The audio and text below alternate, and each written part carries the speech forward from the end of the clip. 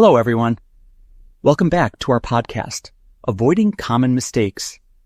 I'm your host, Michael, and today we have a special guest joining us, Aria. Hi, everyone. Thanks for having me, Michael.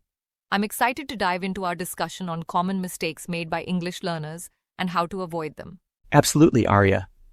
Today, we'll be shedding light on some of the most frequent errors encountered by English learners and offering practical guidance to help our listeners navigate their language learning journey with confidence.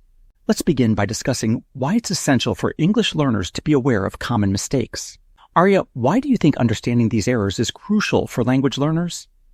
Well, Michael, being aware of common mistakes helps learners identify areas where they may need extra practice or attention.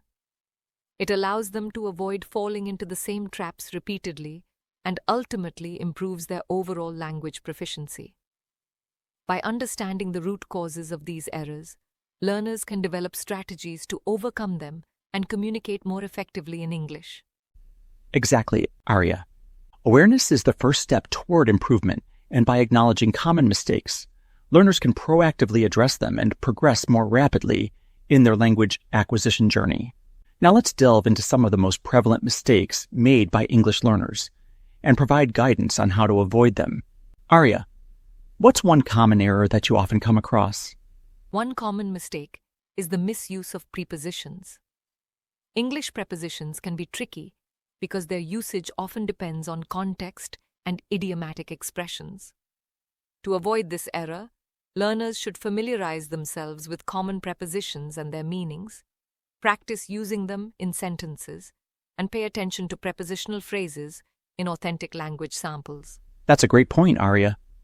Prepositions play a crucial role in conveying relationships between objects, people, and places. So mastering their usage is key to achieving clarity and accuracy in English communication. Another frequent mistake is the misuse of verb tenses. Aria, how can learners ensure they're using verb tenses correctly in their speech and writing? To avoid verb tense errors, learners should first understand the different verb tenses in English and their corresponding uses. They can then practice conjugating verbs in various tenses and pay attention to time markers and contextual cues that indicate the appropriate tense to use. Additionally, regular exposure to authentic English materials, such as books, movies, and conversations, can help reinforce correct verb tense usage through context. Absolutely, Aria.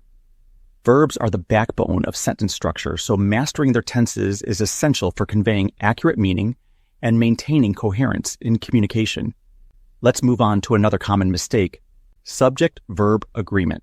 Aria, why do you think learners often struggle with Subject-Verb Agreement, and how can they overcome this challenge?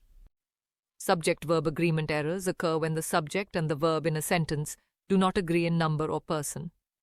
To avoid this mistake, learners should pay close attention to the number and person of the subject and ensure that the verb matches accordingly.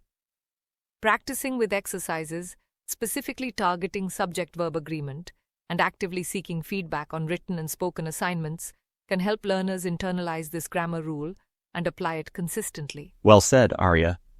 Subject-verb agreement is fundamental to sentence structure, so developing a solid grasp of this concept is essential for producing grammatically correct English.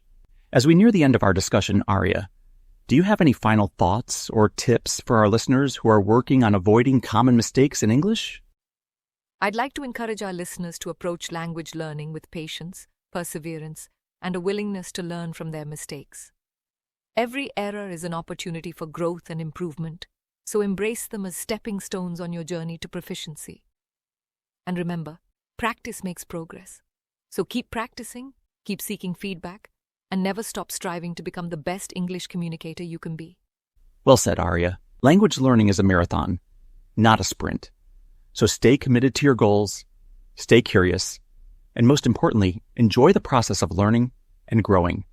We hope you found our discussion helpful and insightful.